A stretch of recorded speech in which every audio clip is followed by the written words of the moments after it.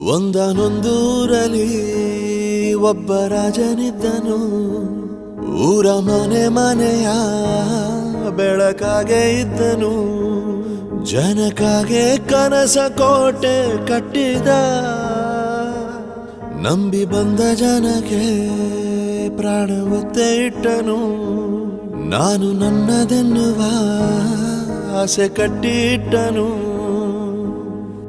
ಅವನೇ ನಮ್ಮ ಮಣ್ಣಿನ ಮಗ.